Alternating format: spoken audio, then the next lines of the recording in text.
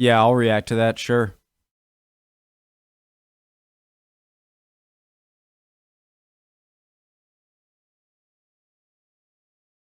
Hi guys. Okay, can I full Hi screen guys. this, or Okay, am can I I? blocking too much? That's my other video. It was loading. Hi guys. Okay, Genghis. Or Genghis Khan. Temujin, the child. Extra history. Numero uno. Yes. Timberlane, I've got you. Original link to the video, top of the description, right below that link to the Discord. Click on it, send it right over there. It makes it easier for me to interact with you, and it makes it more likely I will react to one of your recommendations. My name is Connor. Did I just say that before this? Blah, blah, blah, blah, blah. Let's go. If you are not ready to learn, there's the door. Home ec is down the hall. You are in the wrong class. Make me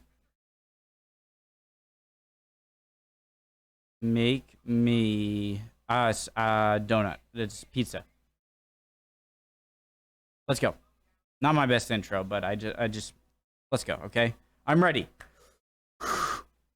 A young woman gives birth to a son on an isolated hillside under the vast Mongolian sky. Pay attention. Surrounded by strangers and far away from everything she had ever known. Phones away. Even if you're watching on one, toss it.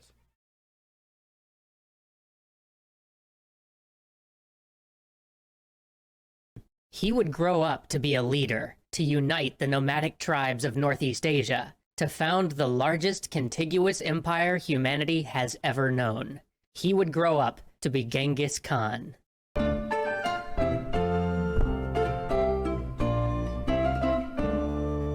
The story of Genghis Khan truly begins with his mother, Olun.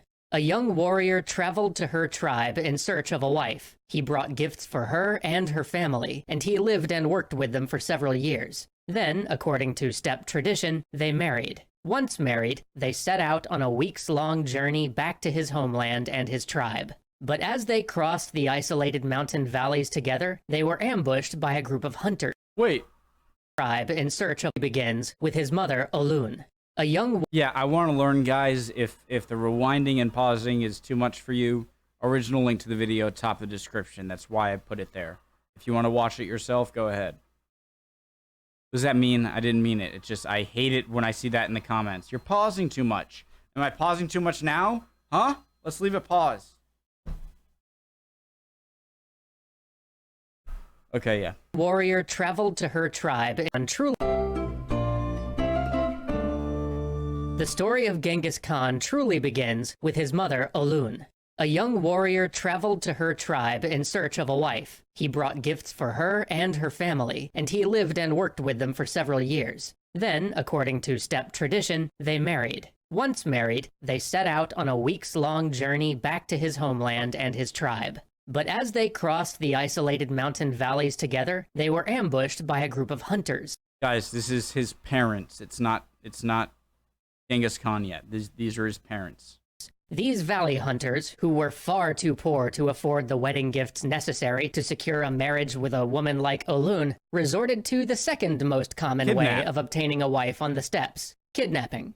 The couple knew that it was only a matter of time before the hunters found them. Olun, barely more than a teenager, embraced her husband one last time, and then, in a moment of true sacrifice, convinced him to escape without her. If she stayed behind, the hunters would be so preoccupied with her that her husband would have a chance to escape. As legend tells, as her love turned to ride away, she took off her shirt and gave it to him so that he would remember her smell.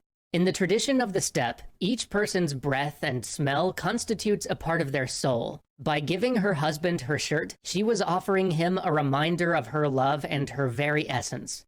This was the last time Olun and her husband would ever see each other. She was brought to live with her kidnapper, a man named Yisuge, and his extended family, including another wife and their 3 young children. Not long after, Olun gave My man. The emote, sorry. Birth to her first wife and their 3 young children. Not long after, Olun gave birth to her first child, a son. The boy was named Temujin, after a respected warrior that Yisuge had recently killed in battle. But Temujin did not appear to live up to the warrior that Yisuge had a son. The boy was named Temujin, after a respected warrior that Yisuge had recently killed in battle. But Temujin did not appear to live up to his namesake. I He was that. a very timid child, easily frightened, scared of dogs, often bullied by his older half-brothers. His father spared no love for him, once even forgetting him and leaving him behind when the tribe packed up to move to a new camp. So when Temujin turned 8, the earliest age at which it was acceptable to arrange a marriage for a boy, his father went out to find a family to marry him off to. Olun asked that they try to find a wife from her tribe, so he could grow up knowing some of his extended family. And it was agreed. They would ride to Olun's tribe. A few days into their journey, they stopped at a small yurt to eat and rest. The family hosting them had a young daughter named 8. To find a stage at which it was acceptable to arrange a marriage for a boy, his father went out to find a family to marry him off to. Olun asked that they try to find a wife from her tribe, so he could grow up knowing some of his extended family. Try to find a wife out to find a family to marry him off to. Olun asked that they try to find a wife from her tribe, so he could grow up knowing some of his extended family. Okay. And it was agreed. They would ride to Olun's tribe. A few days into their journey, they stopped at a small yurt to eat and rest. The family hosting them had a young daughter named Borte. The children seemed to get along, and after some negotiation, Yasuge arranged for Temujin to work for the family for several years as a sort of dowry. By the time his service was complete, the children would be old enough to marry. Thus, Temujin was betrothed to Borte, and his father left him behind to return to his wives and other children. I like that system. It's a nice system. Not the kidnapping part, but where like a young man goes off to find Along the way back, a young man goes off to find a mate. I like to think of humans as animals because we are. The young male, all right, to find a bride or a girl he likes. I say girl because he's 8. And then once he does, then to like prove his worth or something, he'll work with the family, and if he does well, he'll get to marry her. It's for that time, it's a good system. Better than meeting people at bars or on Tinder. his father left him behind to return to his wives and other children. Along the way back, Yasuge came across a group of warriors celebrating a feast. As he sat down to join them, one of them recognized him as the man who had killed their comrade, Temujin, the man Yasuge had named his son after. To exact revenge, they secretly poisoned his food. The poison didn't kill him immediately. He survived long enough to stagger home to his camp. His family realized the end was near and sent a messenger to summon Temujin, but they were too late. By the time Temujin returned, his father had died. I wonder what poison they used. Without anyone to provide for them, the 2 wives and 7 children Yasuge left behind were forced to fend for themselves. As their tribe abandoned them, Olun mounted a horse and mile after mile followed them, holding her husband's horsehair spirit banner aloft to remind them of the service he'd done. An old man took pity on them and spoke up, saying that the band should be ashamed of abandoning the family of a warrior. That moment forever changed Temujin, because, for his kindness, the old man was run through with a spear. Temujin was devastated. This tragic event marked the beginning of a long... Wait, I don't get it. 2 wives returned. His father had died. Without anyone to provide for them, the 2 wives their tribe abandoned and Yasuge left behind were forced to fend for themselves. As their tribe... So you're telling me that in a tribe, when there are families in a tribe, if the father of the family in the tribe dies, even if he was a warrior or whatnot, then they just leave the family behind? That doesn't make sense. Abandoned them. Olun mounted a horse and mile after mile followed them, holding her husband's horsehair spirit banner aloft to remind them of the bang Temujin was So why do they kill him? because for his kindness. Hey guys, wait up. They need some help. There's got to be some stuff I'm not being told here. It's a 10-minute video. Hold up, guys. Their dad died. He was a good warrior and hunter and everything. kindness, the old man was run through with a spear. Temujin was devastated. This tragic event marked the beginning of a long, harsh road that would eventually turn this young boy into Genghis Khan.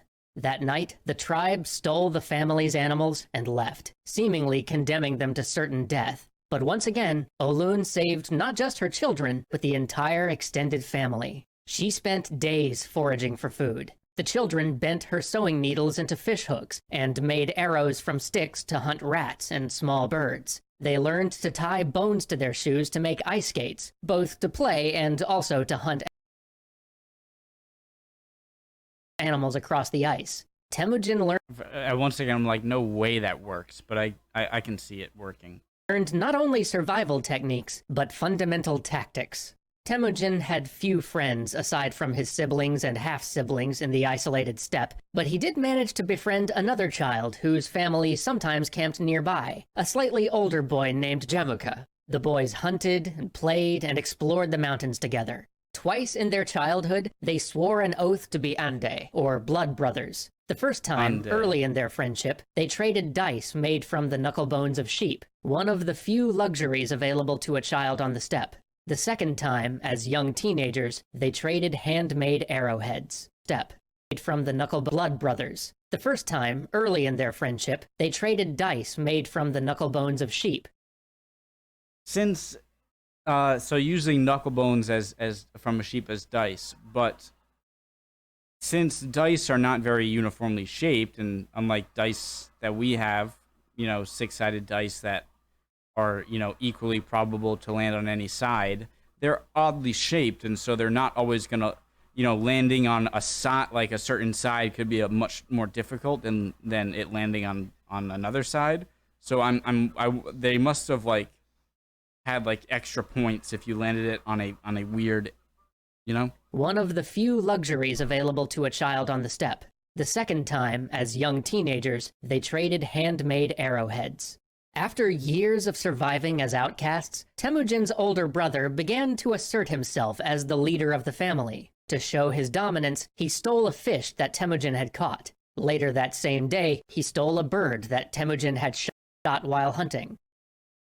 So he's showing he's the leader and the caregiver by not being able to catch food himself. Upset, Temujin and his half-brother Belgute went to their mother to tell her what happened. She said that they should worry more about the tribe who had abandoned them than fighting amongst themselves. Emotions raged, and Temujin stormed out. He would take matters into his own hands. He had had enough of other people taking from him. Get him. Killing his half-brother would make him the oldest male in the family. Yep. Then he would answer to no one. Temujin and Belgute tracked their older brother to a secluded spot in the woods. Their half-brother warned them that without him, they would have no allies left in the world. But they also wouldn't have someone stealing their food so they die or get no credit, so bye-bye. But the two brothers fired their arrows, and the shots were true. When they returned, their mother could read their actions on their faces. She was distraught. Before, they had been living as outcasts, but spilling blood made them criminals. As a wanted fugitive, Temujin was forced to flee, but he was quickly tracked down and captured by the very clan that had abandoned him years before. He was put in stocks and made to live as a servant to the tribe's slaves. But Temujin did not resign himself to this fate. He bided his time, waiting for the right moment. One day, he had been put under the care of a particularly small and easily... I tried to do... I can't do the one eyebrow up.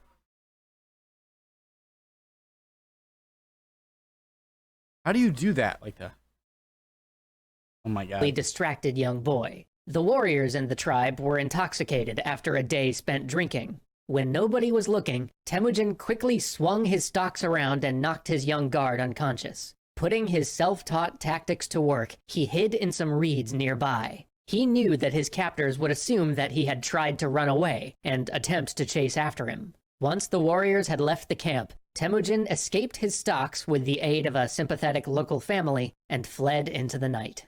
Now 16 years old, Temujin had not seen his intended wife in 7 years. He went to find her, and surprisingly, she had waited for him to return. Despite knowing of his troubles with the steppe tribes, her family agreed to let the wedding proceed. According to custom, brides made a gift of clothing to the fathers of their husbands. The family offered Temujin a fine coat of black sable, the most prized fur on the steppe. But since Temujin's father was long dead, he had a better idea for how to use the coat.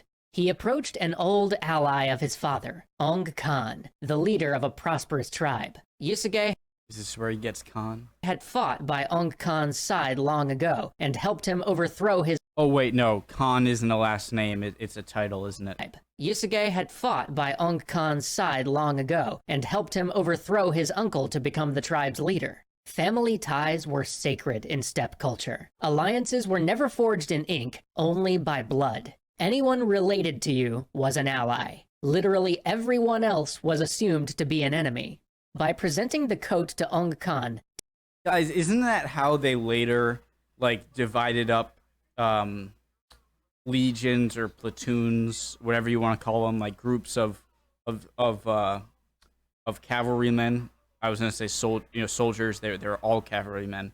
Didn't they do it by like your group, by your family? So like you'll fight 10 times as hard in battle, knowing that if you don't, then one of your family members will die, or someone in your like clan. Temujin was symbolically recognizing him as his father. Ong Khan accepted, recognizing Temujin as his son, and thus entitling both him and his family to the Khan's protection. He offered to make Temujin a local leader over other young warriors, but shockingly, Temujin declined. With his family's protection assured, he returned to his home camp to finally enjoy a peaceful life at home.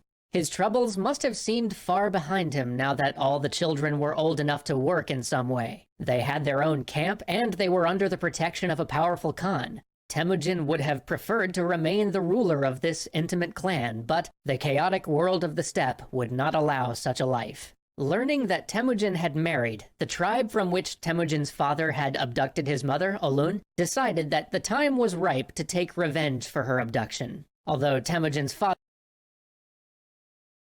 That's a paradox or conundrum. was no longer alive, revenge was a family obligation. Yeah, but you're taking revenge on your dead friend's son.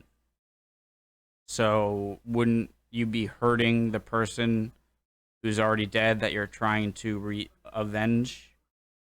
But the Merkits came not to reclaim Olun, now a widow who had grown old, struggling to raise 5 children, but for Borte, Temujin's young bride.